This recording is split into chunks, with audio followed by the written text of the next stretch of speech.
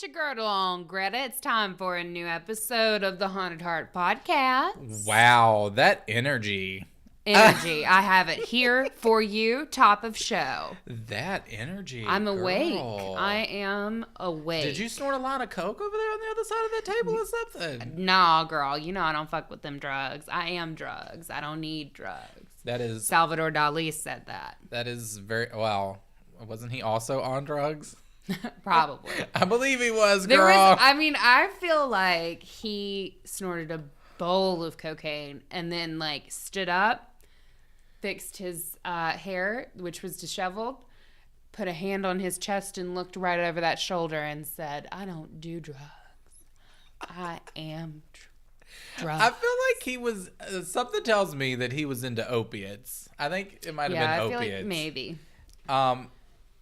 But yeah, hi guys, welcome. I mean, that was drug corner.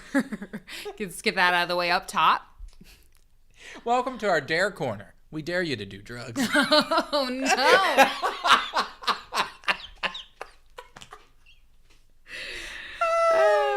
That's yeah. The school. Do you remember the episode we did where we talked about the crazy guy who always fucked with his students?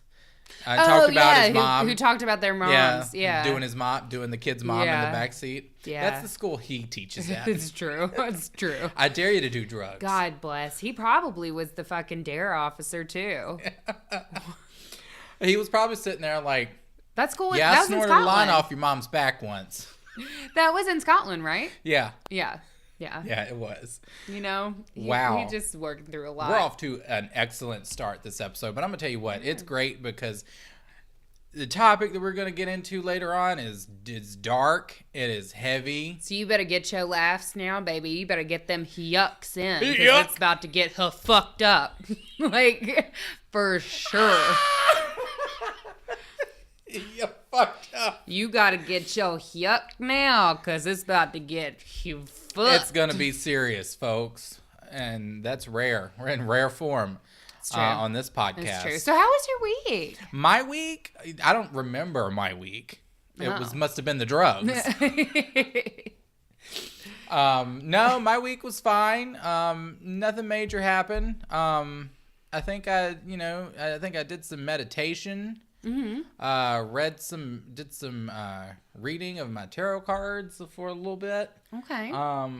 And just starting to try to reconnect to myself, starting a healing process from what I don't know, but I just feel like there needs to be some healing. Okay.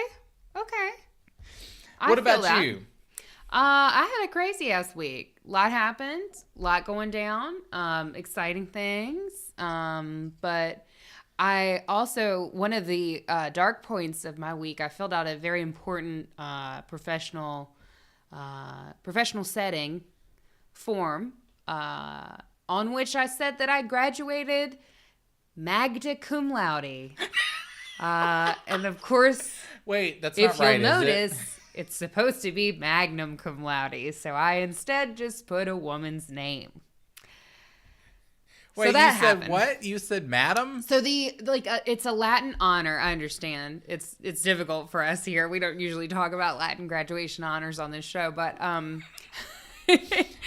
so graduation honors, Latin honors it's cum laude, magnum cum laude, and summa cum laude. And for my graduate degree, well, honey, I'm gonna tell you what. I cum laude. Me too, boo. I cum laude, bitch. Yeah. She cum real loudy. So what happened, I graduated with my MBA summa cum laude. But with my undergrad degree, I should have put magnum cum laude. And instead I put magna cum laude. Magna. And Magna's a woman's name. Magna, okay. So I wrote on a professional document that Magna comes loudy. And so that was probably the low point of the week. Magna comes loudy. For me. At some point there's a Magna somewhere. Sorry, Magda.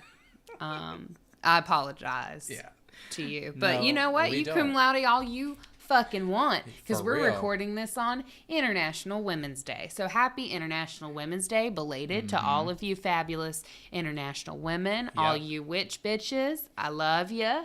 Oh, totally. Happy day. Yeah, Go home and and peg your husband. We've got some women that we're going to talk about here. We do. We have a lovely group of women Yes. to discuss. Yeah, so we have not one, not two. But we have trace amigos up in Three. this bitch tonight. 3 witches We do. to invoke on this podcast on this evening on International Women's Day.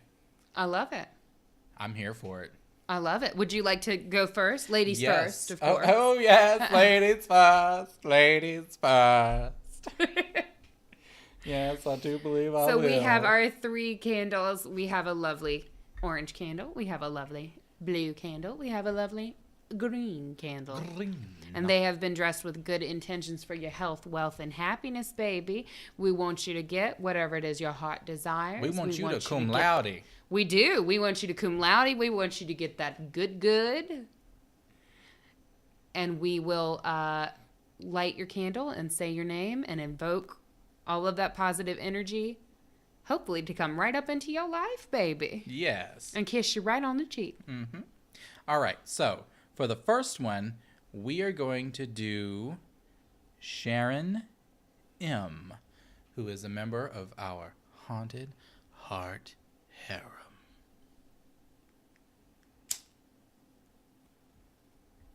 Yes, welcome to the family, Sharon.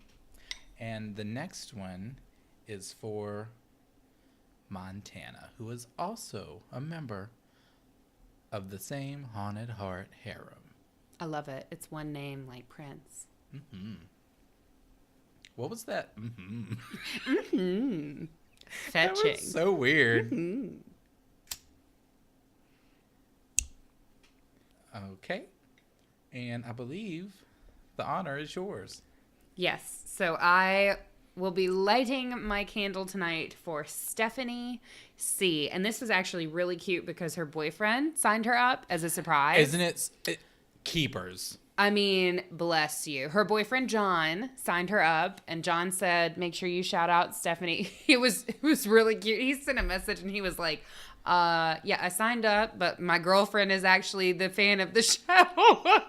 It was really important for him to let us know that, like, Stephanie's really the fan. Yeah.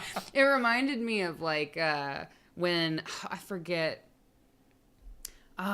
which person. It was like a singer or a comedian or something was like doing this bit on like when I forget who it was. It might have been Steve Martin was doing a bit on when like girlfriends and their boyfriends like come backstage to like meet performers or whatever. And, like, the boyfriends are always like, it's really my girlfriend who's a fan, but, or, like, they just have to let you know that they don't give a fuck about you. And I respect that. Yeah, I do too. Deep in my soul. So, John, you a real one for signing our girl, Stephanie C., up to support the show. And we love you. Yes. Both of yous.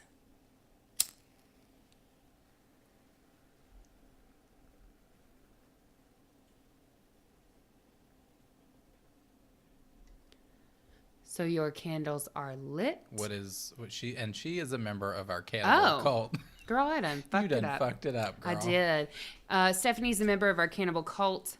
Montana and Sharon M. are members of our Haunted Heart Harem. Harem? I had a moment. Harem. We have our lovely 3 ladies here who are going to burn brightly through the end of the episode, but always and forever in our dark hearts. Dark hearts. And honey, when I tell you we gonna need the lights of these 3 little candles with this dark topic we talking about tonight. But again, before we get into that, don't you have... we got something sent to us in our email. Oh, we did. We got an email. We got one email. No, I'm kidding. You look at our inbox and it's literally just like one thing. That's right. I almost forgot. Oh, We my got word. One email. It happens so infrequently. All right. So You've got mail. Finally. Finally, you fuck ups. So we do have a listener email that we did want to read on the air. It's in response to our Black Widows episode that we did last week. And we wanted to read it for you guys. So this is from Katie. And it's not from me. I didn't send this email to our inbox. It's really honestly but not bitch, from me. I'm going to tell you what. Don't put it past us, though. I mean, yeah. No, I would tell you if I wrote this fucking email myself. I wouldn't sit down and type this shit out. So, okay. So I'm just going to read it. So Katie says, hey. Hey. So this is the story of how my grandfather married a black widow. It starts June 21st, 2000, when my grandmother passed away. Funeral was held on June 24th, and on June 30th, my grandpa is at the local Dollar General, or as my people would say, the Dollar General. Dollar General. And sees this lady standing at the bus stop. He goes and talks to her, and the Lord tells him to give her a ride home. So, of course, he listens, because, you know, the Lord. The Lord. She didn't say which Lord. The following Sunday, we go visit Gramps, and he tells us about his brand new girlfriend. She was my mom's age, 40 at the time, and my grandfather was 70-ish. So, of course, my mom, aunt, and uncle flipped the fuck out on him. That's probably a Rightfully suitable so. response. You know what I mean? I mean, love takes all different shapes and forms, but baby, you getting played. So flash forward to August of 2000. While my mom is in the hospital recovering from cancer, my grandfather comes to visit with his girl on his arm. So this is August, and they started dating, I guess, that summer. Like right after his wife passed away, early July. So a month. While my mom is in the hospital recovering from cancer, my grandfather comes in to visit with his girl on his arm. He said enough time had passed and they needed to start acting like adults and finally meet this woman. Because, surprise, she lives with him now and had been there since July. But baby, y'all met in July. Damn. She moved right on in. I mean, I guess, you know, when you're in your 70s, you can't take that much time. Back in the email. So she just went away on Sundays when the family was visiting so that nobody would find out that she was living there.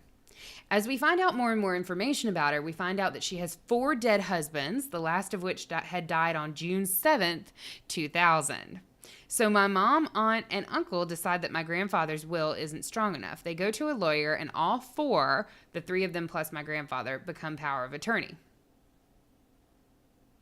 Later in August, we find out that good old Gramps has been popping Viagra. Oh, you know what, my. Gramps? Oh, my. You know what? You do your thing, baby. Oh, my. You twerk it out.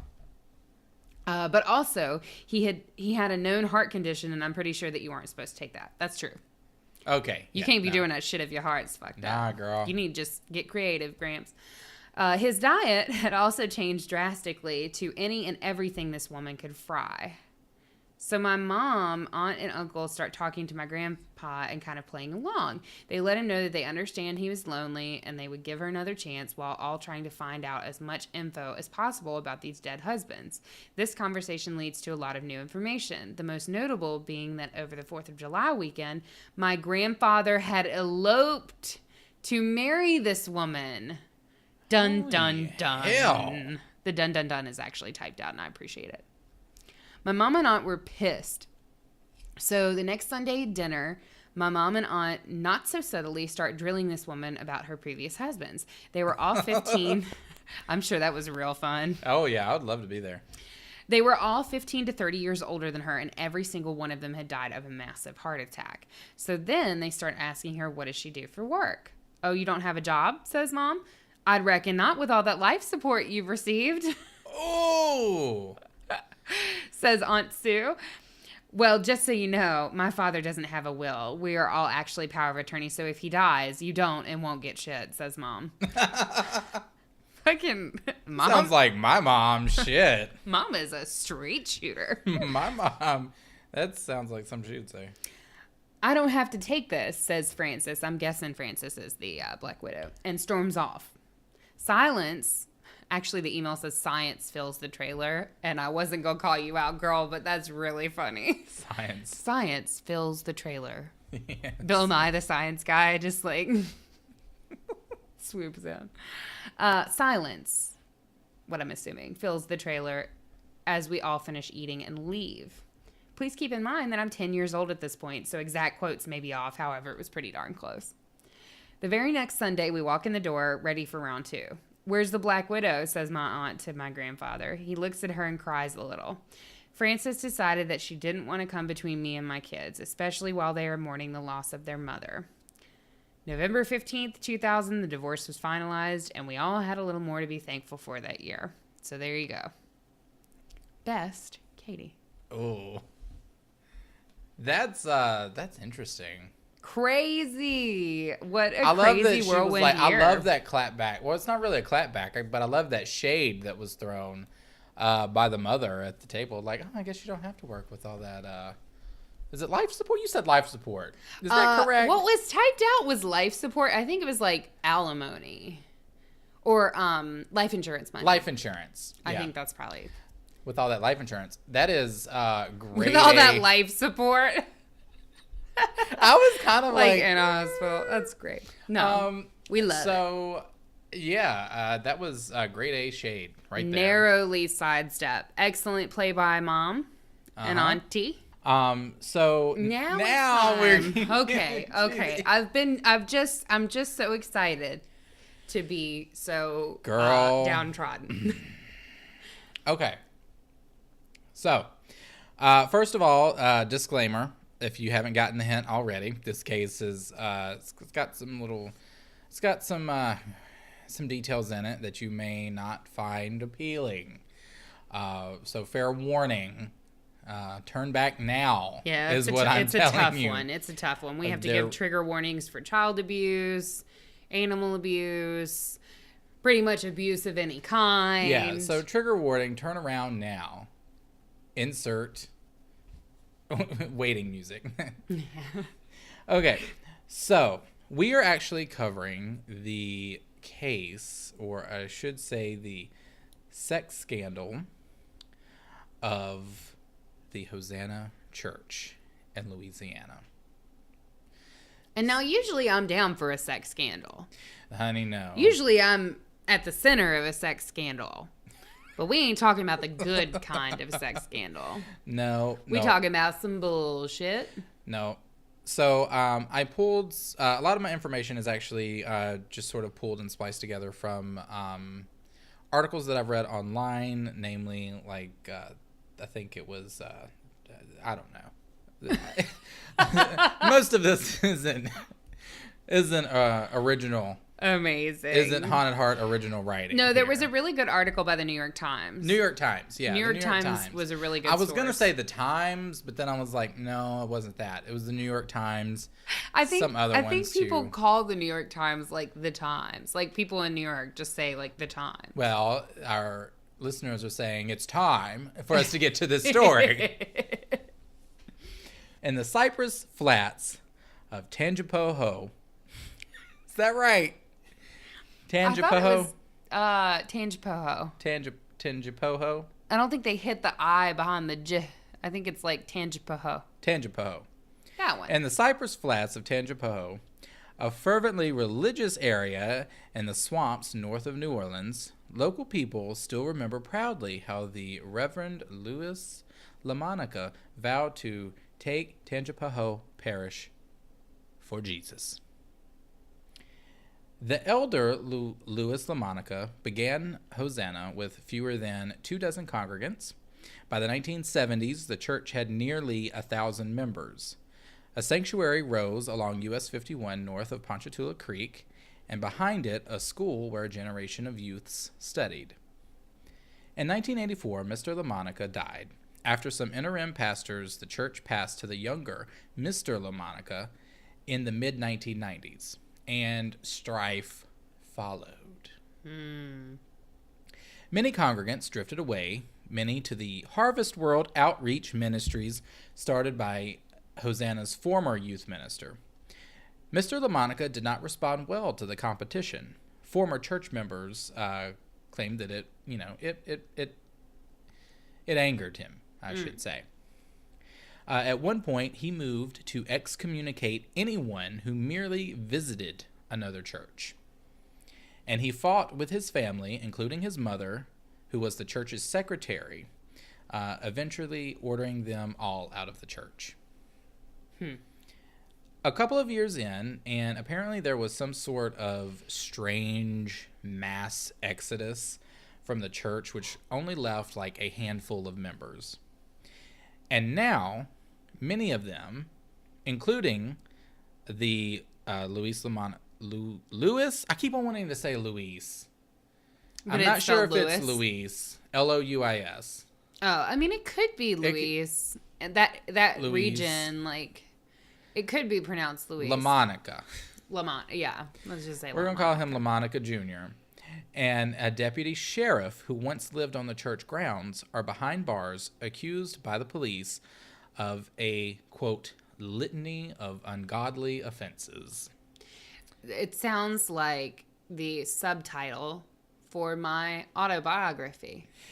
See, we're trying to continue those jokes, and you might as well get them now. Get them now. I'm throwing them out there for you. A litany of ungodly offenses. Literally, my only job this week is to just try to make this better for you. Yeah. Like, it's so bad that we were like, full-time duty. Make it better. Yep.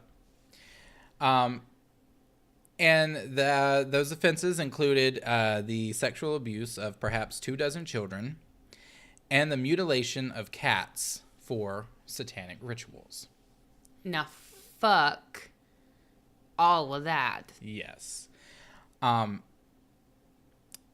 Eddie Robinson, assistant pastor at the 5,000-member Harvest World Outreach Ministries, it's a long name, in nearby Hammond, to which many Hosanna members had migrated to once they, were done with this guy's shit, says what happened is clear. Eddie told his congregants one Sunday that a prophecy of, quote, witchcraft problems had been revealed in the recent weeks. And, quote, when the leadership of that church kept the enemy out, everything was fine, referring to his father. LaMonica, yeah. The older LaMonica. LaMonica Sr. Yeah. Mr. Robinson said, but when the leadership of that church let the enemy in, things began to change. The authorities, who first got whiff of trouble when a woman, Nicole Bernard, 36 at the time, called the sheriff's office from Ohio to say she had fled the town to save her child from sexual abuse. Ponchatoula was in the midst of its annual Strawberry Festival when Miss Bernard called the sheriff. She was reluctant to discuss specifics the sheriff claimed at first, and so it was sort of hard to keep her on the phone. So she would call, she'd say, or they would call her back, and she'd say, oh, the dog's barking, or someone's knocking on my door right now, I'll call you back. Very flighty, flaky. Mm-hmm. I understand. Yes, you do. You wrote the book on flaky. And then they eventually got to talking, and she began to name some names. So that stirred up some drama in this little town. And once it did, the younger LaMonica Jr. Potentially Louise, walked into the sheriff's office in the neighboring Livingston Parish where he lived and proceeded to describe all manner of sexual offenses. So he comes in at 1:15 p.m. on 16th of May, 2005. It just seems like a weird time to turn yourself into the police for aggressive crimes. Well, I'll get into that. Did you just get you some lunch? Did you stop over, have a burger, then head into the police to confess to horrific crime? Gotta go hit up the Walmart. Gotta go pick up my dry cleaning. Oh, and then confess to horrible, insane crimes on the way. Yeah. But just seems like a midday errand. I feel like I would save that one for the end of the day. Yeah. You know? So the authorities were equally as what the fuck? I feel like probably because everybody was like out on their beat, right? Yeah. And like the police station probably was not super staffed at 1:15. So there's probably like one dude who's like the fuck up who He's trying to take notes. now is having to like deal with this shit. He's got an edit book like me. He's like, what? You did what? No, it's his first day. It's literally his Oh first day. my God, he's an intern. And he's a trainee, and his mentors like left him to like, God. hey, I'm gonna go run and get lunch with really the boys, quickly. but you're not invited because it's like a click thing and it's like really like damaging. So you just stay here because we have to have someone here. Right. And then this fucking guy strolls in. That would be my luck. Has been my luck. So he comes in and makes his confession, and what he had to say was it floored the detective, to say the least. So this pastor, LaMonica Jr. of the Hosanna Church in the nearby Hammond area, claimed that he had performed satanic rituals, child abuse, and animal sacrifice in his church, and that he was not alone. In his confession, LaMonica sat down and announced, I want to talk about the dedication to Satan of a baby. Okay. We're going to need to call Bill and Tim and John back from lunch. We have a couple magazines that you can read while you wait. Got a new copy of Highlights magazine. Fresh off the press. This guy is like trying to find I can't even form sentences at this point. But can you imagine some motherfucker he's strolls working in the puzzles and is and like, highlights. I want to talk to you about the dedication of a baby to Satan. That's kind of like the exact opposite of like a Jehovah's Witness. True. So, yeah. So what he says is that it was held at the church upstairs in what was called the youth room. Okay. He went on to describe a room where all the windows were covered in black, with black paper to keep it dark, and that there was a pentagram in the middle of the floor, he said, and a book of spells and temptations. On this occasion, he claimed there were 5 others present. Austin Trey Bernard, remember that name, Bernard, from the lady who called earlier. The third, LaMonica's own wife, Robin. Uh-huh. Another church member, Paul Fontenot, maybe not. Sheriff's deputy, Chris Labat, and Patricia Trish Pearson. All but Labat. You know what? Thank you, Patricia, for having an easily pronounceable name. Trish Pearson. Yep. It's probably the only thing we can thank you old stank ass for, but we'll get into that. Oh, yeah. All but Labat later pleaded guilty to charges ranging from aggravated rape to sexual battery to obstruction of justice. Labat was charged with child pornography, but somehow the charges were dismissed. So, not sure what happened there. The thing with this case is that, like, it was really hard for me to find information on, like, convictions of the other people involved. And I'll get into that a little bit later. But LaMonica stated that they would start off like a church service, but with satanic music.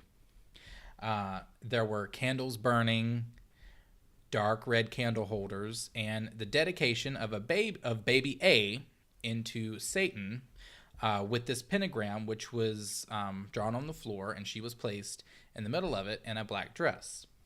He described chanting around the child, which happened to be Trey Bernard's own daughter, who was barely 1 year old at the time, before killing a cat, draining its blood, and each drinking it. He claimed they did not make the child drink because she was too young, and instead took off her dress and sprinkled the blood over her. These meetings, according to LaMonica, took place once every 2 to 3 months. On other occasions, certain girls would be picked to have sexual relationships with. The guys would line up one by one. They would come and, God. Oh, I'm just going to leave it at that. Yeah. But it wasn't just the men. It was the women as well. The other women that were involved with this, apparently, allegedly. He claimed that this youth room had that it was really nasty. Apparently there was feces laying around and there was urine and it was just all sorts of nasty.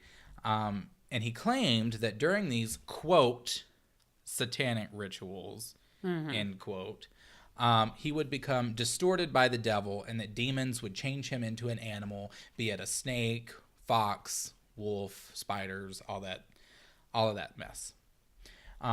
Each member of this group, this pedophile ring, had a nickname, he claimed. Trish Pearson was called Bluey Black.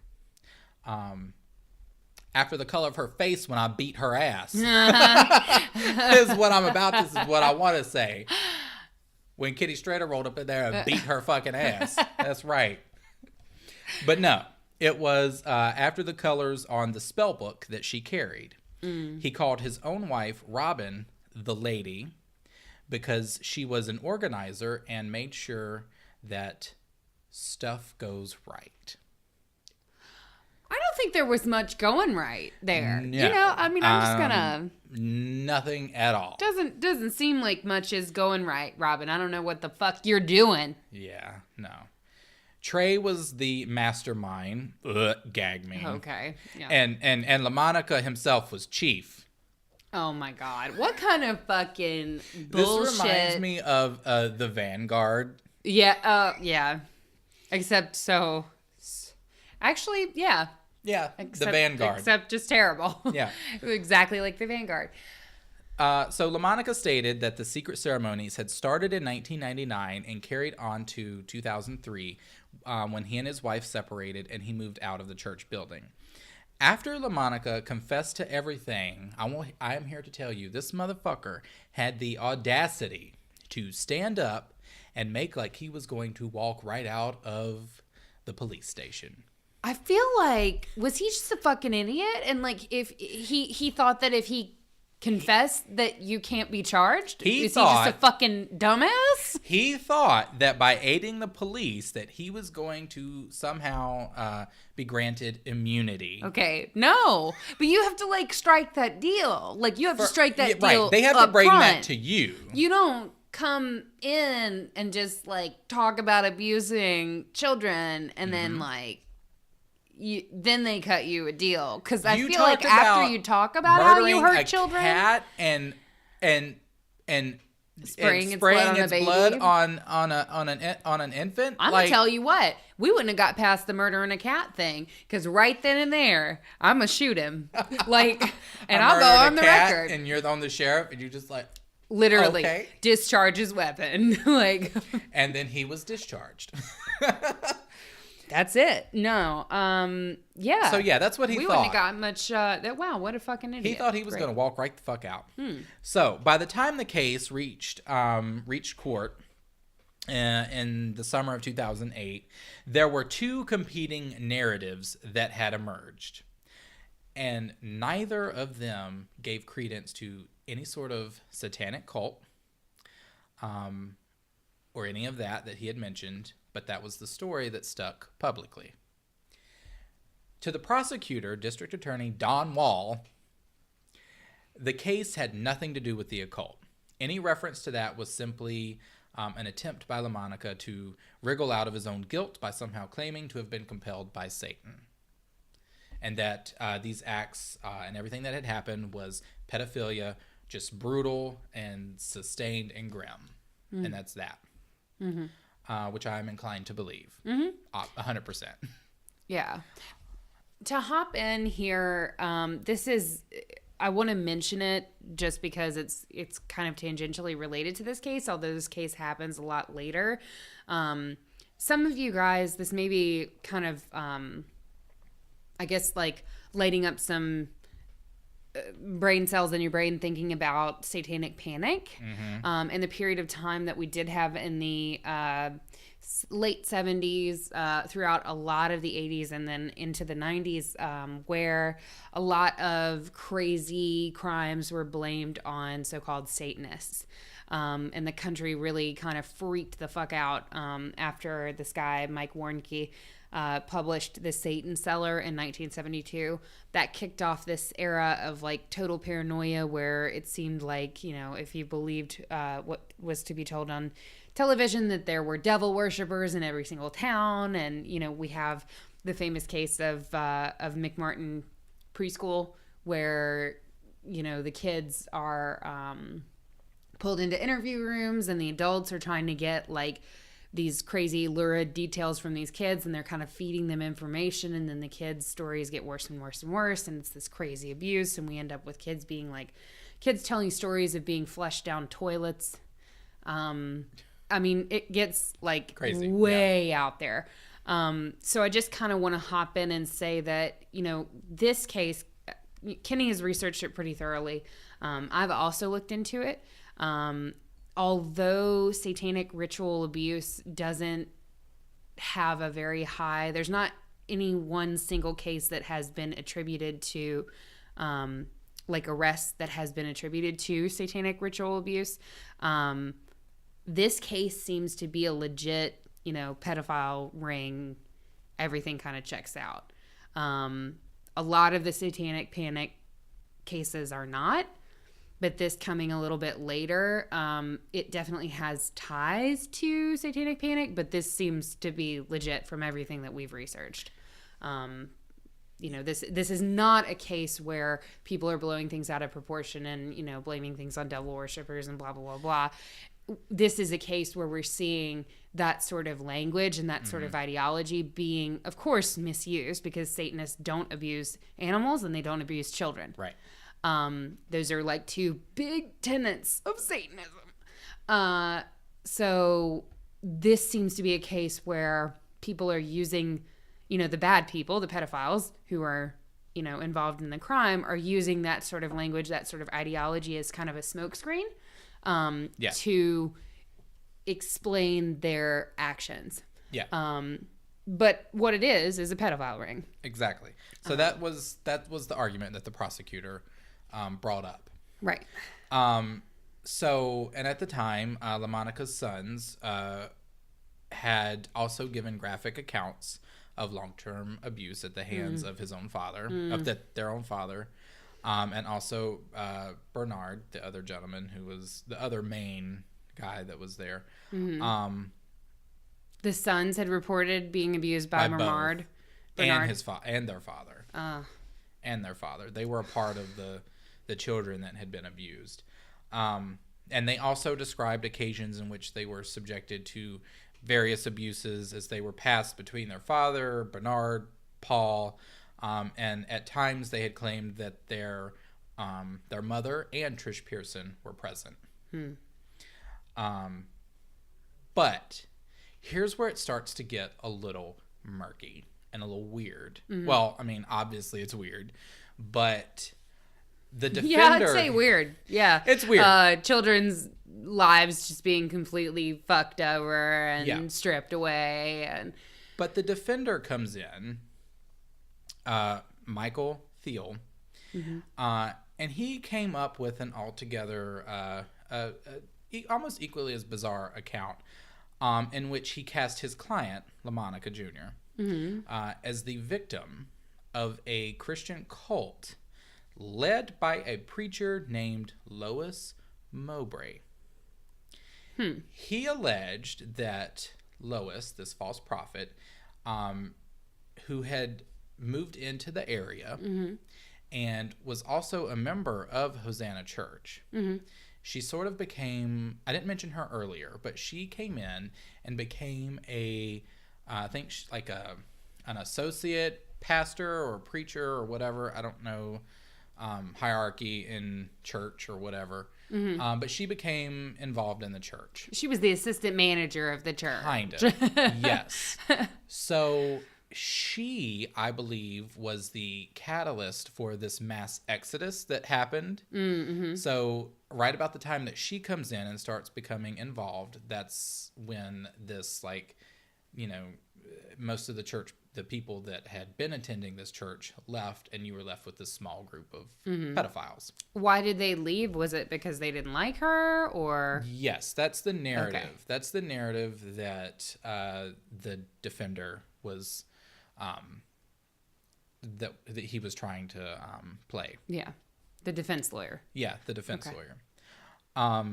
He alleged that this false prophet had taken over and driven all but a small number of worshipers from Hosanna Church, and that this became her cult. Isolated and obsessed by her notion of cleansing and generational curses, which rendered all guilty of the sins of their forefathers, and, quote, altar calls in which members of the congregation were called to publicly confess their sins so that she could cleanse them of their demons. At the end of these ceremonies, the cleansed had to vomit out their demons. Mr. Thiel claimed that she was a charismatic who brainwashed his client and family into making a false confession. So the defense lawyer is trying to spin it such that none of this happened. None of this actually happened. That Lois is. It's all part of a weird cult thing. This weird cleanse thing, victim, and they that none of this abuse ever happened. Okay. That's what he's trying to spin. Do we have medical records? Do we have the kids being checked out that it did happen? Well, I'm going to, like I said, it all gets really, so, and yeah, just let me continue. Because I could almost see that argument of him walking into the police station and just saying, like, well, that was, that is a really compelling argument. That was a part of it. But also, a really compelling argument is that he's just a fuck up. Yeah. So there was something cult, evil. He was quoted as saying that there was something cult-like, evil, and sinister going on at the church, and that an evil, sinister presence was personified by a self-proclaimed prophet, a person who professes to have a direct connection to God, a person who likened herself to be the second Moses. And this is Lois. She was someone who was destined to lead Tangipahoa Parish out of Egypt and away from pharaohs, and supposed prophet used her claimed connection to God to manipulate, coerce, control, and exert authority and power. That was part of his opening speech. Okay. I'm just gonna. I know Louisiana's got a lot of issues that they're dealing with, but Tangipahoa Parish ain't in Egypt, baby. Yeah. It's not in Egypt in Africa. Right. Tangipahoa Parish in America. North America. Yeah. So she was arrested. Different hemisphere. Yeah. Even. We're just different. Not the same. How you gonna lead people out of Egypt when they ain't in Egypt, Which one baby? of these is unlike the other? How you gonna lead people out of Egypt when they ain't in Egypt yet? Y'all gonna have to raise some missionary money, selling some cookies or candy bars or something to get to Egypt first so that you can be let out of Egypt. Amen. So she was arrested for failure to report child abuse. Although this is not a crime in Louisiana, if you are a pastor, she was not, if you are a pastor, and charges against her were dropped.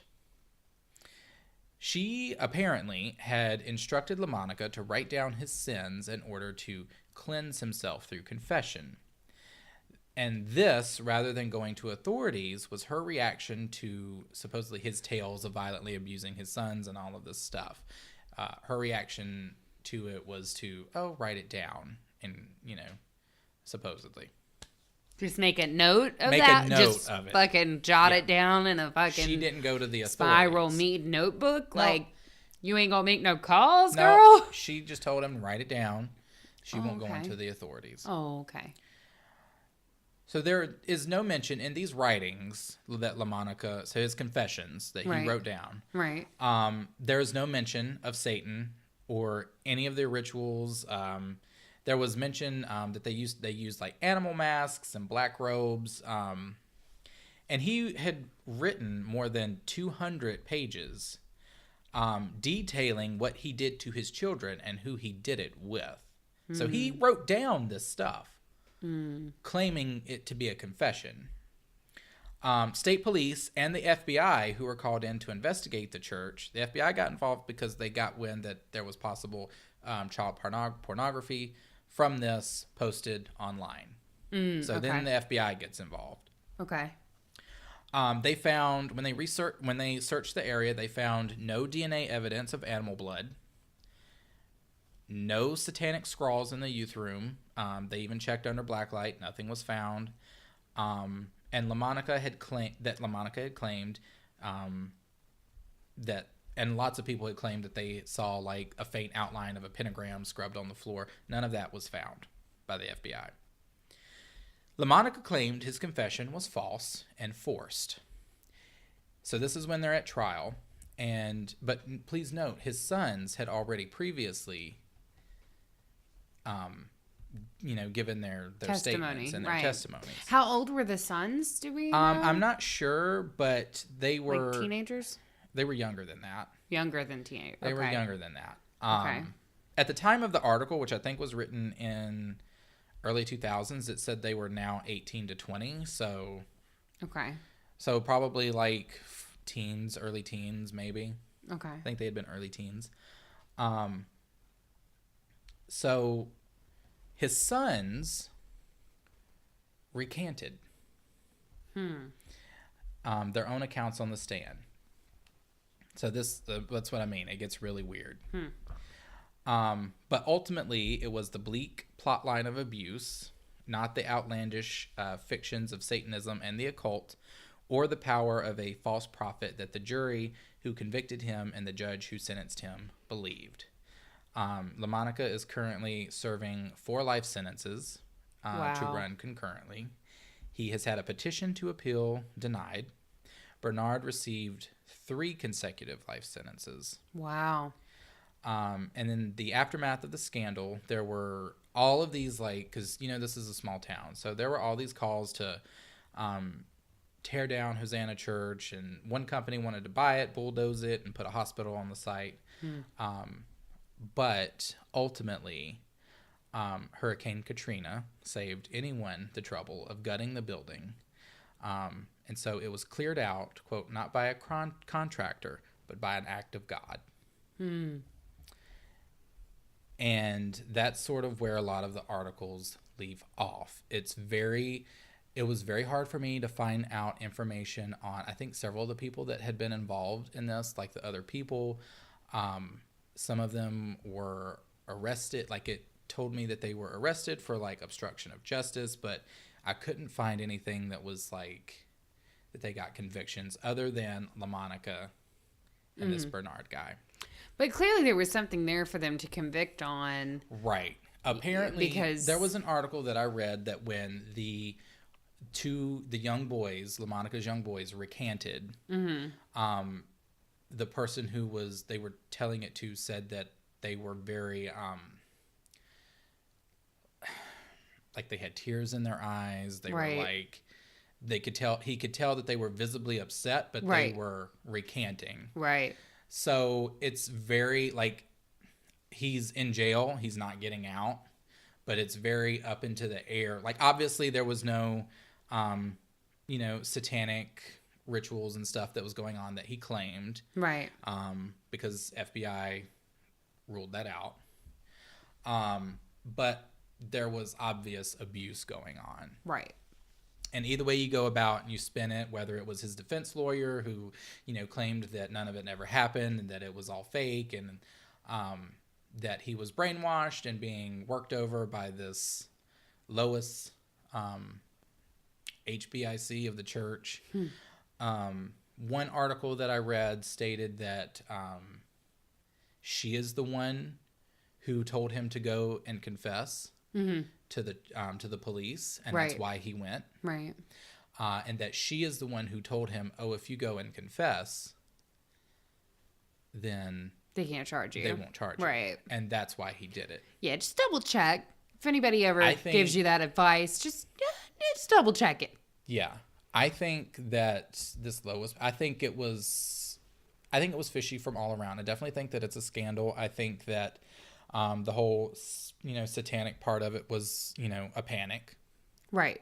Part, I think, and that's what people hold on to, right? Because that's what people remember. What's juicy. Right. That's what people remember, I definitely believe that there was abuse that was going on. Right. They, I guess were able to track down, some of the kids. Some of the articles, one article that I read said that they weren't able to track them all because there were, in his confessions that he wrote down, a lot of the times he used nicknames for, the kids. Right. So it's just a very strange and odd case. Right. All around. But I think it's very poignant, I guess is the word to use for Hurricane Katrina coming and knocking it all down. Yeah. I think,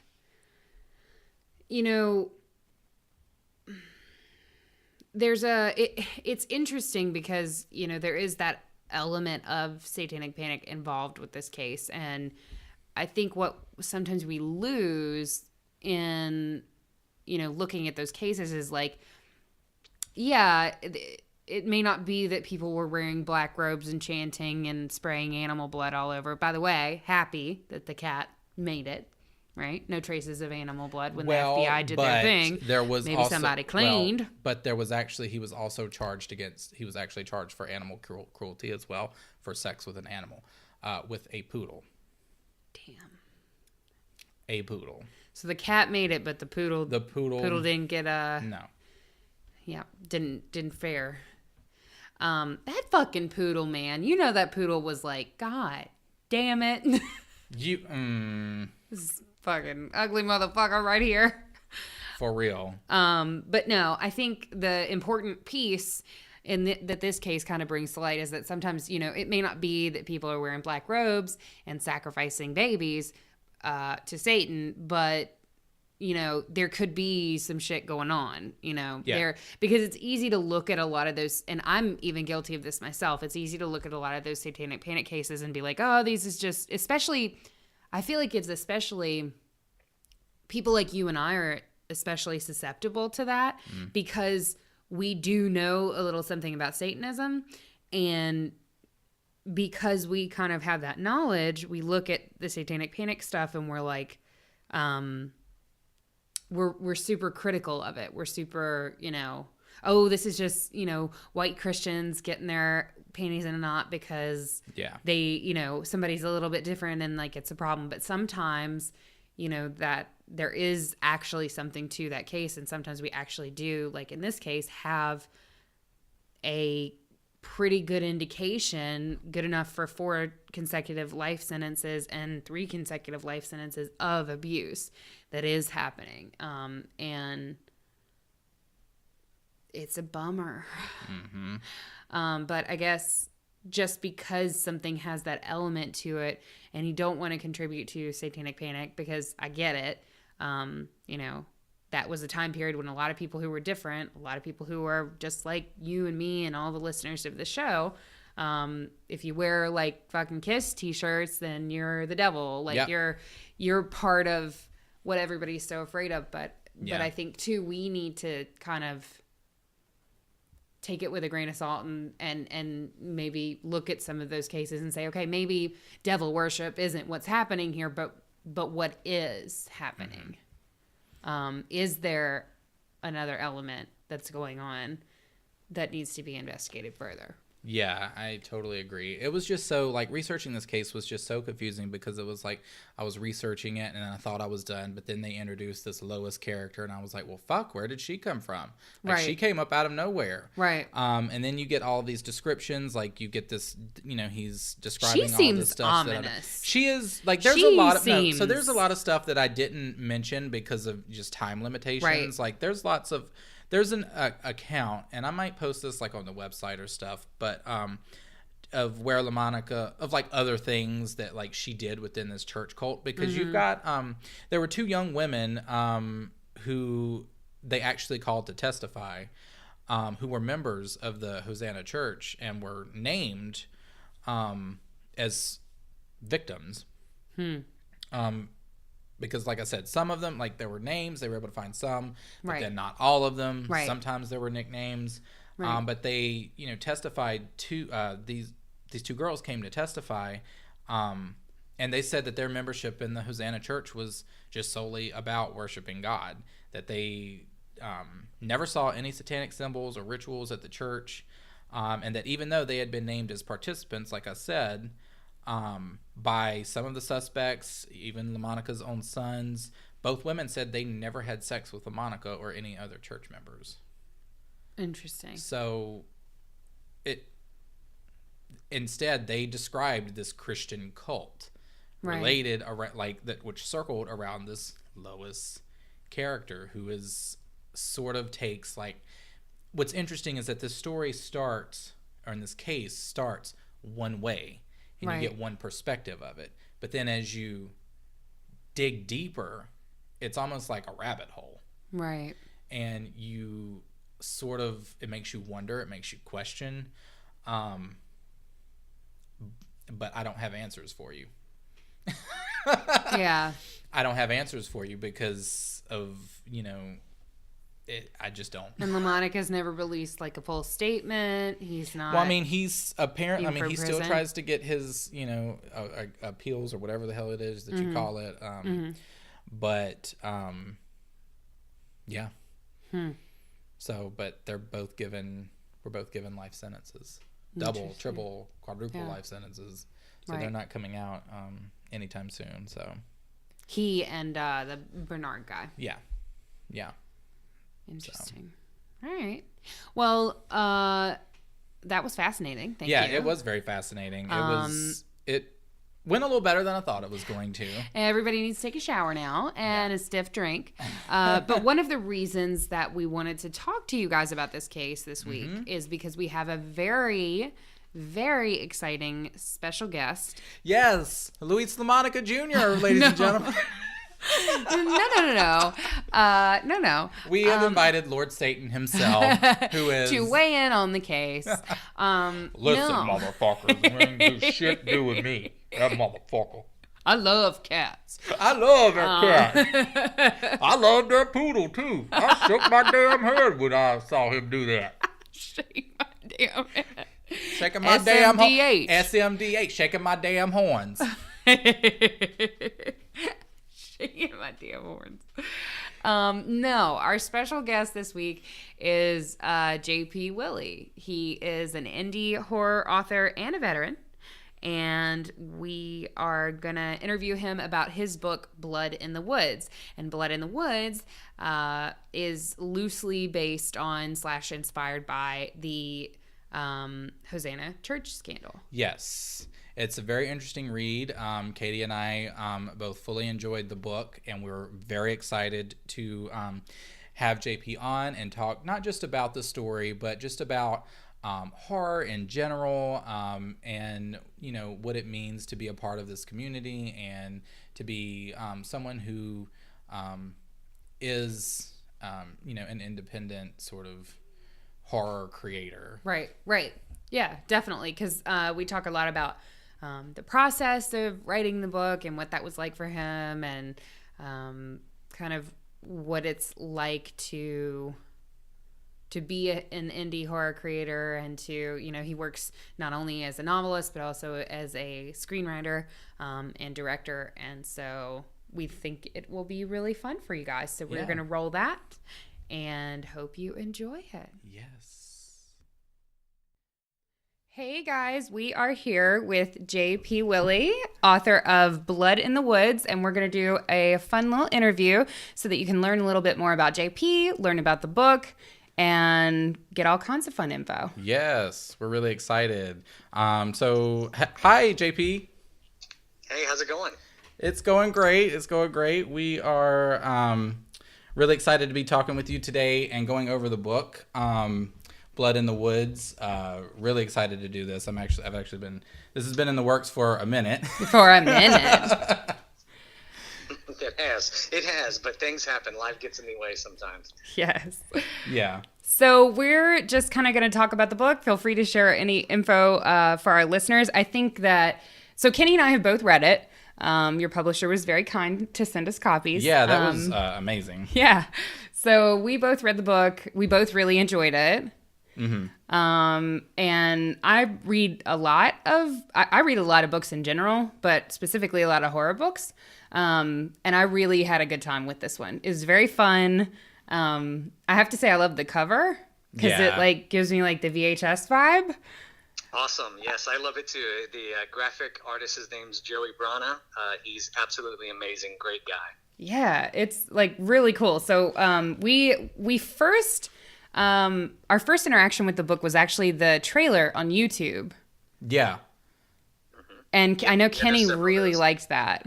So the trailer was actually one of my like that's what drew me in because I'm a very visual person, so like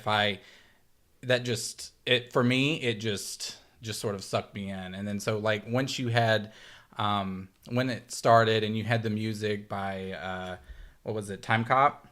1983. Yes, Time Cop, amazing. He was so nice to let me use that song. Great guy. And you just see that like the bike. Well, yeah, you have like the bikes, but then you have like that start of, you get that view of the night sky and the city coming down. Mm-hmm. And then at the end, when you've got Blood in the Woods, the title just sort of like masked in front of the scene of them riding the bikes. Like, I absolutely loved it. So I guess was that something that did you direct that or film that? Yeah, I wrote that. Just a quick little, almost like a little screenplay. It was just very short, like maybe less than 2 pages, just of the vision that I had for it. I had a buddy that was down visiting from Chicago who was down with some pretty good film equipment.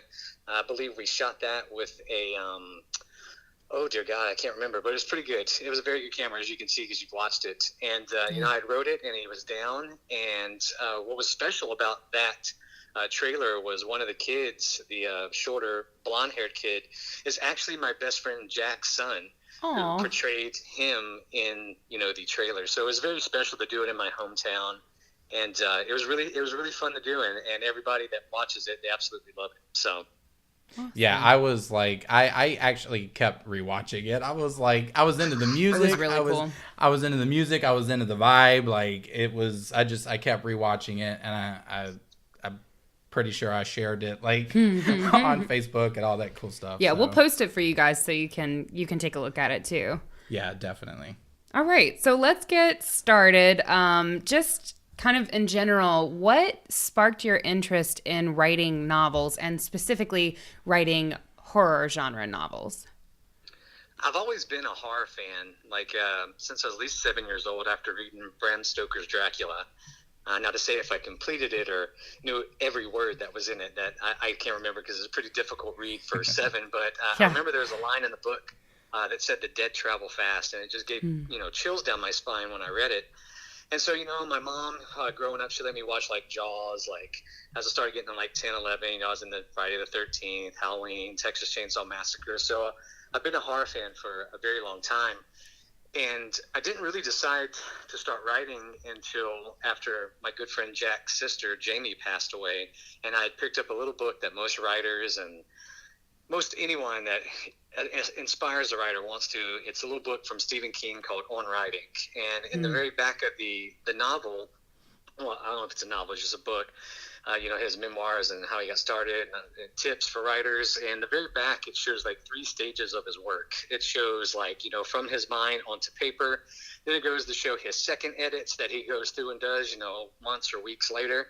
And then it shows the final product after it goes through the editors. And when I looked at that, I was like, this sort of, reads how mine does right now. I was like, it's not great. It's not polished up. I don't have a degree in English or nothing like that. But, if someone wants your story, they're the ones that turn your shit into gold. That's what an editor does. And so it gave me the confidence to go out there and, write Blood in the Woods and get it to the right publisher. Right. Yeah. Cool. So are there any other authors, like in particular, that you would find yourself drawn to? I like Clive Barker. I like Chad Palahniuk, he's very good. Of course, Bram Stoker, and Stephen King, of course. I think every horror fan has at least read one of his works, and they either enjoyed it and read another. But those are probably my biggest literary influences that I enjoy reading. Cool. Yeah, I know. I guess it was a couple years ago now. I had never read it cover to cover, and I sacrificed an entire summer to just read it. And Kenny watched as my mind slowly just melted, because there's so much. You think that it's just the clown and but it's just so heavy. It's really about growing up in time, and you can't go back and all that. So it was a lot. That was tough watching you go through that. Well, congratulations! I still haven't finished it. Thank you. It's a bitch. I can't stay focused long enough to finish it. It's too heavy. I like it sort of quick, fast, and let's get to the point. Mm-hmm. Yeah. Yeah, that book was when she showed me that book, I was how thick it was. It was longer than the Bible. And a lot of it, honestly, a lot of it could have been cut out, but we won't talk about that because that's heresy. So what would you like to kind of give, because obviously, probably, the folks that we're talking to haven't read your book, Blood in the Woods, but would you like to kind of give our listeners a quick synopsis of what the novel's about? Blood in the Woods is a coming-of-age occult horror novel inspired by true events from my childhood growing up in the small town of Hammond, Louisiana. It follows the story of a fictitious version of myself and best friend Jack through our adventures growing up.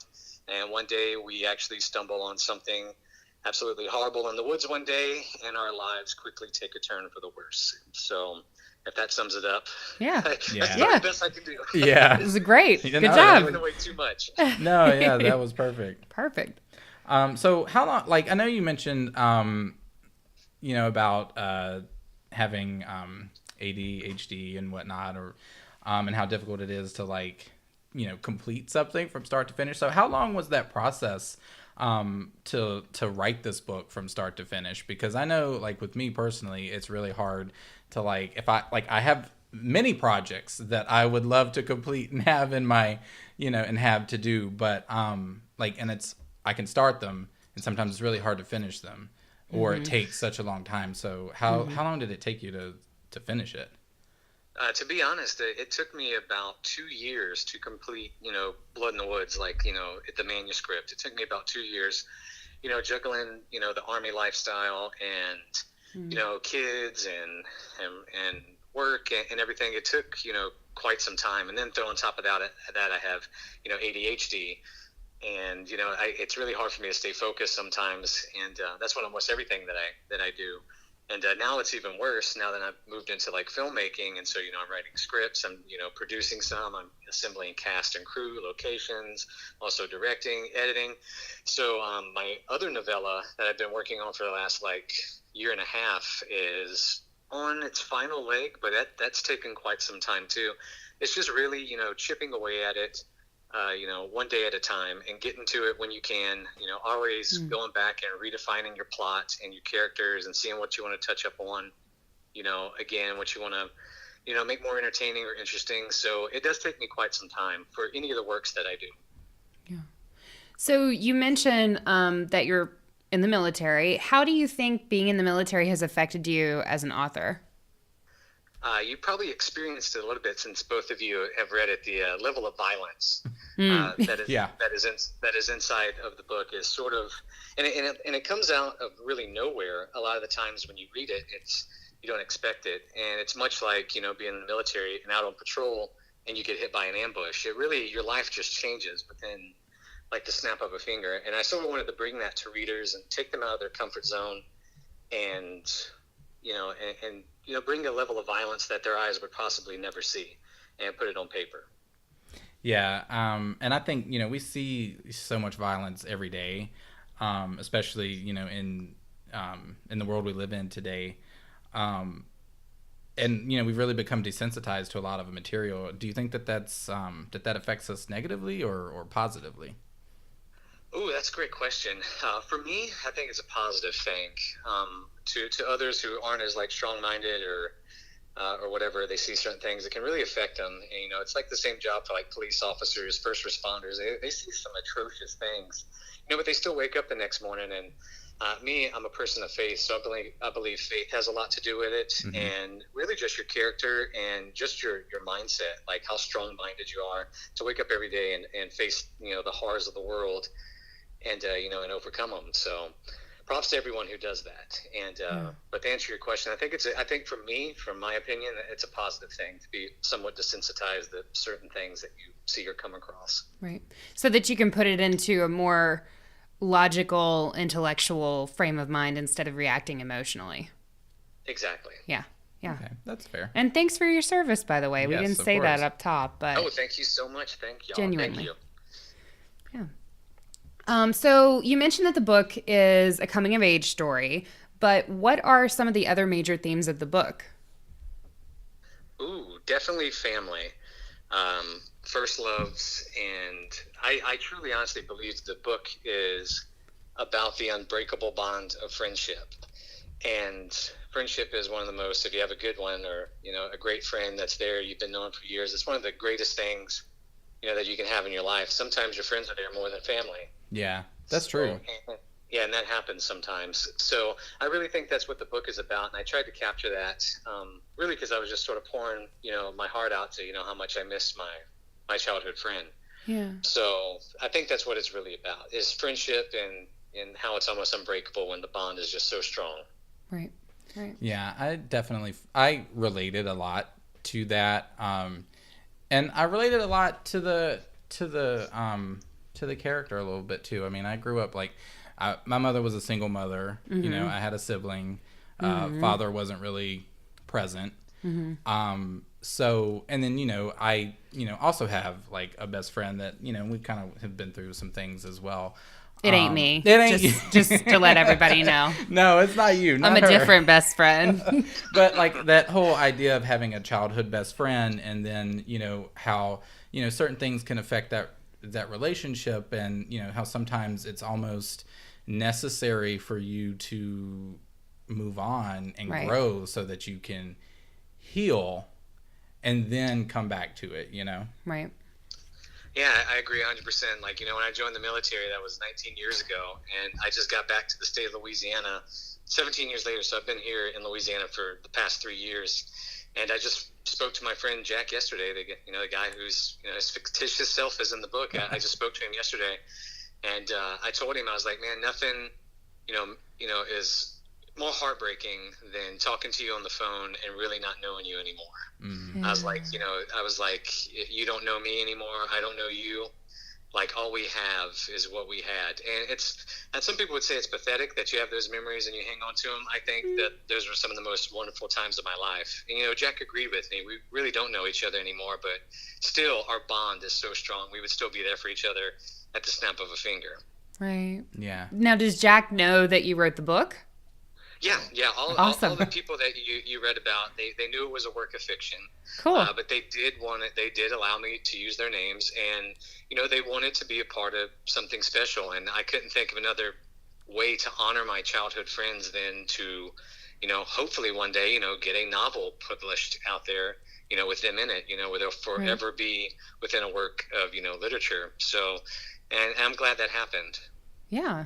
Yeah, definitely. Yeah, I was thinking, as I was reading, because you can really tell that it's that it was very personal. And so that was a question that I was, you know, gonna ask, was Jack inspired by like, you know, a real life friend, because it was just so personal. Yeah, that was based off my best friend, and he still is to this day. I don't have many, but I know Jack's number one. So. Oh, that's awesome. Yeah. So, you really take a lot of inspiration from where you grew up, obviously in Hammond, and we talked about the Hosanna Church Scandal a little bit ago. What was it that drew you to that case in the first place? Well, it was the events that we were, you know, witnessing on our street growing up as a kid. In real life, we grew up on Lee Hughes Road out in Baptist, Louisiana, which is like less than a mile outside of the city limits for Hammond.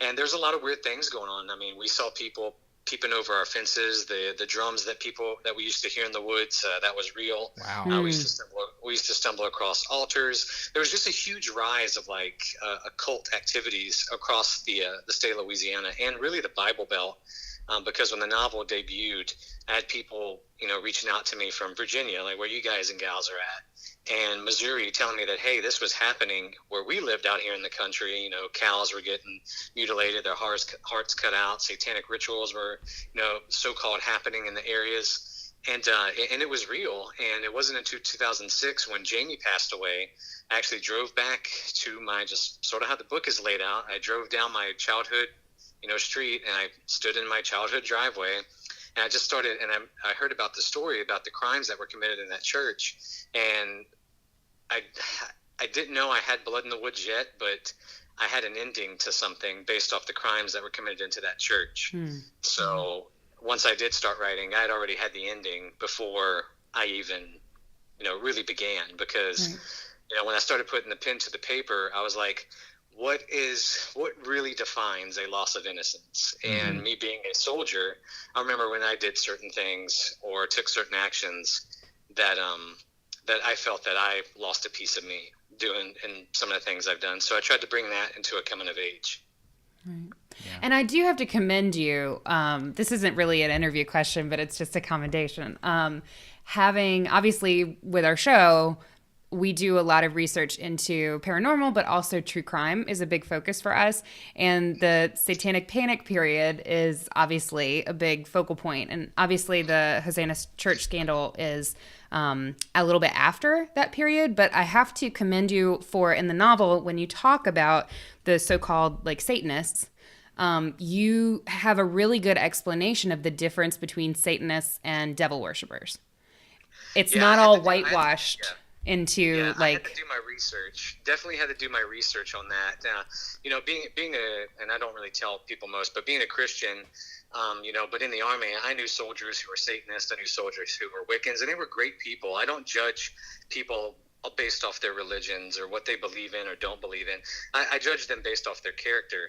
But what I did want to do, when you put a piece of work out that is, can be open for scrutiny from anyone, I didn't want to offend a certain religion, race, gender, yada, yada, yada. So I had to do my research into that and really dig into, some of the beliefs of those religions, and sure it was conveyed, properly when going into the novel. And then again, that novel, when I finished Blood in the Woods, it took 7 years for it to reach, like any type of publication. So I didn't even ever know if that, this story was ever going to be told. That's insane. Yeah, that's a long time. 7 years. Yeah, I mean, it's very difficult. It's difficult.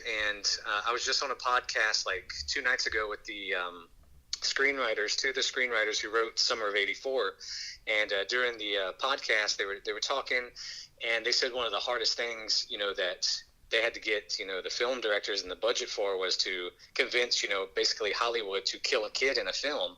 Mm-hmm. And when he said that in the interview, I was like, Jesus Christ, that's probably why the novel didn't get taken up for so damn long, because there's such violence towards, children in the novel. But every, piece of violence in that book that happens, it occurs in real life. Right. And I think that's what terrifies people the most. Yeah.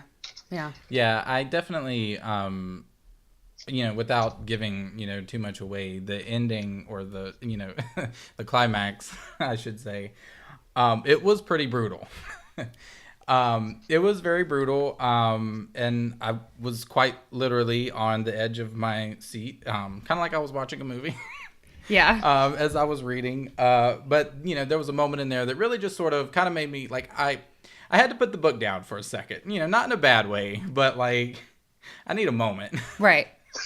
Which to me, to say that. Which to me is a symbol of, like, powerful storytelling, that I like stories that have moments that are either so impactful or so brutal or so jarring that it makes me as the reader have to take a second to digest it, right? Because, like, if you're eating really good food, stay with me. If you're eating, like, really, really, really good food. He from Louisiana. I'm sure he's used to good food. Yes. Yeah, crawfish is in season. 100. Okay, I'll be there tomorrow. We should have done this interview in person. No, over some crawfish. But so if I'm eating really, really, really good food, I want to take a minute and digest it. I want to like slow it down.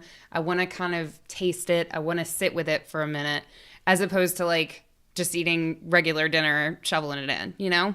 And to me, the climax kind of functioned in that way, that like it was a lot and it was overload, but it forced you to kind of take a second and like sit with it. I kind of get what Kenny was saying. Yeah, I had to have a moment. I had to like, I started reading and I was like, well, well, I was like, let me just bookmark this for a second. Yeah. Let me get up. Let me pour myself some tea. Yeah. Have a sip. Let me pet my cat a little bit. Yeah. You know, stare out the window and watch the snow fall. And sip my herbal tea, and then sounds like I did my job. That's all I wanted to do. And then sit down, and then come back to it. But it sort of reminded me. It definitely reminded me of like a level, and Katie, I don't think has ever seen, but it reminded me of like certain films, like a Serbian film, or any of those like really just brutal, hardcore, you know, films that just throw this in your face and just make you almost feel kind of like disgusted or dirty, you know? Yeah. But and that's one of my favorite horror films. That is like being, like I said this to somebody before, like being a soldier, like not much scares me. Even though I love writing horror, I mean, the first film I just wrapped up on, my indie film, was like a supernatural horror. But I know it, and I'm a big fan of jump scares and stuff like that, but it doesn't scare me. I think it's fun. I think it's great to watch. But what really like terrifies me is like just that brutal, shocking horror. I want you to like unnerve me. If you can unnerve me or make me feel disgusted, then you did your job. Because like the lifestyle I live, I ain't scared of shit. So right. like I need to see something, or I need to feel something that moves me like emotionally or something. So and Serbian film is one of my favorite films, like Serbian film, Martyrs, Frontiers, love Baskin. Yeah, there's a lot of good films that I like that. And some people just can't stomach it. But I wanted to blend that sort of level of violence into something people could enjoy, but still not the wind out of their lungs when they got to it. Yeah. No, it's I remember I watched that film like a couple years ago. I remember somebody, I think it might have been on like a list of like movies you probably can't finish or whatever. Yeah. And me being Kenny said challenge accepted. Yeah, I'm like, challenge Hold accepted. I'm kind of like, hold my beer. I'm very stubborn in that way, and like, don't tell me what I can't do. And then he called me afterwards, and he was like, Katie, I watched it. I was like, Katie, don't ever watch it. I wish I hadn't. I felt weird. You're not the only one. I felt weird with it. I was like, oh my God. But then I walked away from it. I stepped away. I said, this is a film. Yeah. I was like, this is a film. I was like, but it got to me. They did what they set out to do. Yeah. So are there any other cases or folklore that are related to your home state that you'd be interested in writing about that you haven't already sort of tackled? I wrote about the Cajun werewolf, the Rougarou, and I wrote a short story, and I had a friend just look over it for edits because Blood in the Woods had came out, but I wanted to have something else out there, that people could go read because they were finishing the novel and they were wanting more. So I just wrote a short story called Welcome Home Rougarou. I put it up on Amazon. It reached number 5 for short reads for quite some time on Amazon, and it came down. And I wanted to really expand upon that tale of the story because you can't really capture much in 1,000 words. So I wrote a script, and we film it actually next month. Well, this month in March. Oh, wow. Awesome. So I got some great cast and crew. 2 makeup artists that have been on some major motion pictures. Crystal Kershaw, she has been on Twilight, and Frank Darabont's The Mist for makeup. Dusty Wilson, he does costume makeup. He was on Looper with Bruce Willis. So I got some great cast and crew, and we're gonna make an indie film out of it. And it's gonna be killer. So I'm excited about that one. But that's the only other story I've written about Louisiana. So awesome. Okay. And you said that one's available on Amazon? Yeah, it's only on Kindle, and I'm really honestly just debating taking it down because it's just something I threw out there real quick. But it's been out there for over like like over a year and a half or something like that. But I'm debating sort of just taking it down because we are doing a film based on it, and the film is going to be phenomenal for indie. Cool. So cool. All right. Well, I mean, listeners, you might be able to find it on Amazon if you can beat JP to taking it down. It's quick enough to enjoy your morning coffee with, and it's done. Yeah, exactly. That's how we create a marketing shortage for your advantage. So obviously you're working on all kinds of projects. What can we expect from you in the future? It sounds like you've got some films coming out. Yeah, I got some films. I'm going to be wrapping up on my first novella titled Hot Summer Savior, so I'll be shopping around for publishers in the next few months, hopefully before May or June. So hopefully it doesn't take 7 years to get this one picked up. Hopefully not. But of course I got the 2 independent films that are one's in post-production, and we filmed the other one in March, and those will be out either sometime later this year or possibly next. I don't like putting timelines on things. So Awesome. Okay. It's horrible. I can't tell people. I hate telling people it's going to be done at this time, but then there's so much stuff that goes into these films that, things fall at the wayside. You got to do reshoots. So I don't really tell. But it will be coming. Just keep an eye out for it. I'm sorry, what was the name of the novella again? Hot Summer Savior. Hot Summer Savior. Is cool. that like true crime related, kind of like how Blood in the Woods what's so crazy? You know what's so crazy about this little novella of mine? I started writing it, and some of the guys in the office was like, "Hey, man, what are you working on now?" And so I gave some a quick little synopsis. They were like, "Oh shit, goddamn!" They're like, "That's pretty wild." I was like, "Yeah." They were like, "But did you know that happened out here?" And I was like, "What are you talking about?" They were like, "Not to the level that you're doing it, but." Yeah, some girl was out here and this happened, and I was like, no shit. I was like, so when it does come out, if it ever does, or when it does, then I didn't know it, but there is sort of a true crime element behind it for a murder that took place here, where I'm at near Fort Polk, Louisiana. So pretty nuts. I didn't even know it until I started, I pitched the synopsis and somebody said, hey, that sort of happened in real life. That's cool. Interesting. So, where can our listeners keep up with all of your happenings? Do you have like a website or Facebook? Yeah, you can keep up with me you can always go to hellboundbookspublishing.com. I'm on there. I did have a website that a guy designed for me, but I think he like got abducted by aliens. Oh no. Yeah, to keep my site up and running, so I'm going to have to completely redo it. Such a pain in my ass. So I'll get one of those up and running very soon. But you can find me on Twitter, JP Willie. You can find me on Facebook, my author page, JP Willie, or you can send me a friend request as Joe Willie, because Joe's my real name, and I'll accept it. Awesome. But I do keep my Instagram private. But since we're friends, you guys can shoot it. Oh, okay, exclusive. Yes. So bringing it back to Blood in the Woods, if you could, in one sentence or close to one sentence, tell us, what do you love most about this story? And what is it that you want your readers to take away from your book? Friends, family, first loves, and true horror. Awesome. Good Friends, job. family, first love, and true horror. I'm into that. That's what I need plastered on my wall in place of those stupid live, laugh, love. Friends, decals, family, first love, and then underneath true horror, and then in just in blood. I'm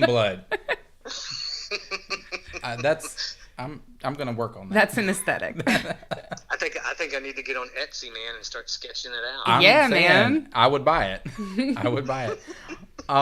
So, what's your best advice for those who want to dive in the world of horror as a writer or a director or whatever?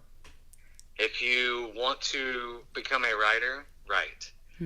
Don't be scared to put your work out there in front of people, because they're going to shit all over it and they're going to scrutinize it, but you must rise above like the phoenix. Same thing with independent filmmakers. Write you a script. Assemble a cast, assemble a crew, and go out there and make a fucking film. Don't make any excuses. Just get off your ass and go do it. That's all I can give them. That's solid. I love it. That's solid. I love it. I can only imagine, like, putting your work out there. It's something that, and especially something that's so personal, and have it being subject to critique. Mm-hmm. We know about critique. We have Twitter, so we know a lot about critique. Actually, we know a little bit about critique and reviews. And one of my favorite reviews on Amazon is a 2-star or 3-star review of the novel. I don't scroll it all the time, but as an indie author, I do check reviews, because believe it or not, reviews for the novel help indie authors out tremendously. But there's a 2 or 3-star review on there, and it says scariest book I've ever read, 2-star. I was like, oh damn shit. it! I was like, why is that a 2-star? It was like, this is so dark. I did not know what I was getting into, but the author's good. But this is brutal. I was like, okay, well, thanks. Thank you. Yeah, definitely. So, last question before we go, we have to ask you, what's your favorite scary movie? Ooh, Jesus. I haven't been asked this. Oh, God, touche. Balls in your court on this one. Favorite scary movie? Oh, my God. In her best Ghostface voice. Which was pretty bad, honestly. I knew where you were going with it. You're good. I knew where you're going with it. I'd have to say Texas Chainsaw Massacre. My motherfucking man. Yes. I absolutely love Texas.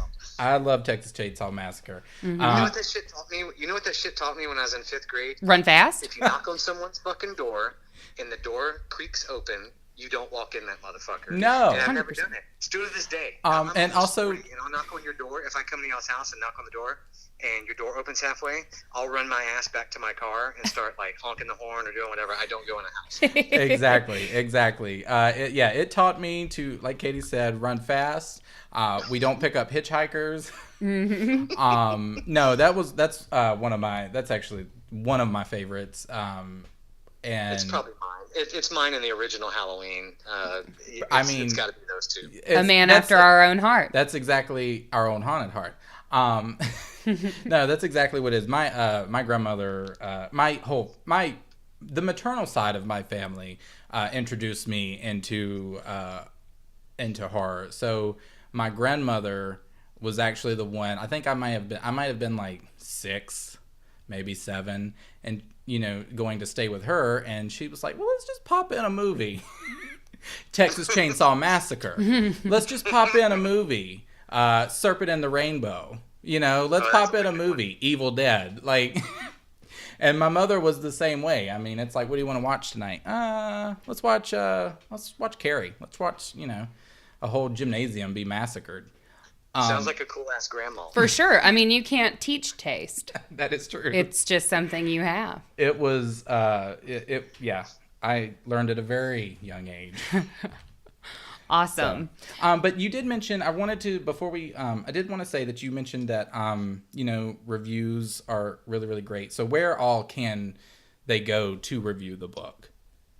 You can review it on Amazon, which does great. If you bought it from barnesandnoble.com, you can review it there. iBooks, iTunes Books, Kindle, you name it. Wherever you picked it up, if online if you can, or even if you didn't, got it in a local bookstore or something, just reviews help. And it's really crazy how they link these reviews in. Once you get over 50 reviews, they link in with more promotions and, posting, a link to your book and, search feeds. If you scroll on Amazon, you'd be also other people bought this.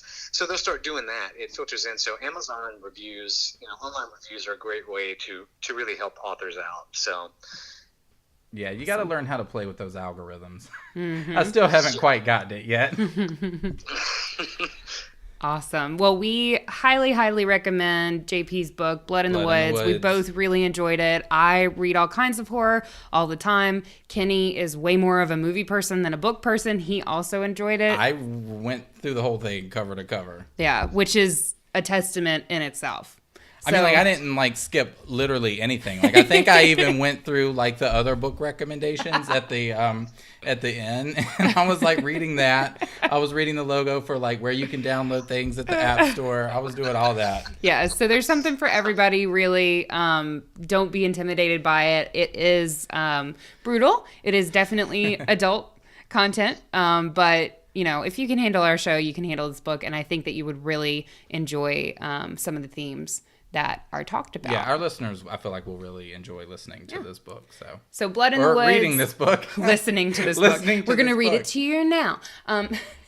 So Blood in the Woods by J.P. Willie. You can pick it up on Amazon, Barnes & Noble. And be sure that you review. Yes. 5 stars. 5 stars. Scariest book. We tell them. 3, as long as it's great. You can do 3. I don't care. As long as there's a review. Listen, I have that. You could put a review on there and post an E-penis. You can make an 8 and 2 dashes and a D. I don't care. At least I get a review up. Amazing. See, I feel the same way. Katie's very like, no, you rate us 5 stars. I'm like, Katie, I don't give a shit. I don't care if they say 1. I don't care if they put 1 star. Just as long, like, I kind of like the low rated reviews. It gives me something to like. Just gonna say at. For the record, 5 stars. Thank you. Well, thank you so much for sitting down with us, JP. We really appreciate it. We love, putting a spotlight on the folks who are working in indie horror, Yes. whether it's authors or screenwriters or both. Or all of the above. Or everything. But we really kind of like using the show as a platform to spotlight some of the work you guys are doing because you are the people who are pushing boundaries in the industry. So thank you for everything that you're doing. Thank you very much. We couldn't do what we do if it wasn't for people like yourselves that give us the platform to get out there and showcase our works. So thank you from the bottom of my heart. It's probably one of the best fun interviews I've had with a podcast. Aww. So kudos to you guys. It's been great. All right, that was the interview, ladies and gentlemen. We really hope you enjoyed it again. We had such an amazing time speaking with JP and are so excited for everything that he's going to be coming out with and all of his new material and things that he's doing. So yeah, we'll keep you posted. Yes. One exciting thing that we're going to do as part of our episode release this week, we're going to do a giveaway. Yes. Yes. Bitch. We love a giveaway. Yeah, we love free shit, girl. So we're going to do a giveaway on our social media. So that's why it's really important that you connect with us on there. We're on Twitter at The Haunted Heart. We're on Instagram at The Haunted Heart Podcast. And we're on Facebook. You can search The Haunted Heart and find our page. Go ahead and like it and click see first so that you can see all our fire-ass memes. And then join our Facebook group, The Haunted Heart Podcast. It's a closed group so that nobody sees what you're doing. It's just about you and except us, you and the Lord. You, the Lord, us, and all these other crazy-ass motherfuckers in this group. So you got to get in. We're going to post the details on our social media. We'll be doing the giveaway on Instagram. And all of the rules and such will be on our post. Did you tell them what we're giving away, though? A copy of the book. I don't think I did. No, you didn't. We're just giving you some shit. Like, I'm going to mail you some of my hair. And I'm not going to tell you where it's from. So we're giving away a copy of his book, Blood in the Woods, so that you can enjoy it. If you are not lucky enough to win the giveaway, then you can still buy it on Amazon. Yes. And support indie horror. Yes, support indie horror. We need to have horror for years to come. And the only way that happens is if the little guys get to keep creating. Yes. So, like us. Yes. So you can check out our Patreon. How's that for a segue, bitch? You should subscribe to Patreon just for that. I love it. That was good. That was great. Very good. You can support us by checking out our Patreon at The Haunted Heart Podcast. We are creating content on this day and every other day. We can bring you all sorts of cool shit. You can select the tier that you want that has all of the different cool shits on it. Mm-hmm. Figure out which level of cool shit you want to be. They're all pretty cool, but they're different levels. There's levels to this love, baby. Like an onion. Uh-huh. Like an onion. like a cake. And you can find that cake at www.patreon.com/thehauntedheart. And you can read all the details and sign up there. Mm-hmm. So I think that does it for this week. Yeah. Stay tuned to our Instagram for the giveaway so that you can win that book, honey, and get your reading on. We want to get you that knowledge in your head. Mm-hmm. And until next time, you've got to stay spooky. And stay away from poodles, please, God.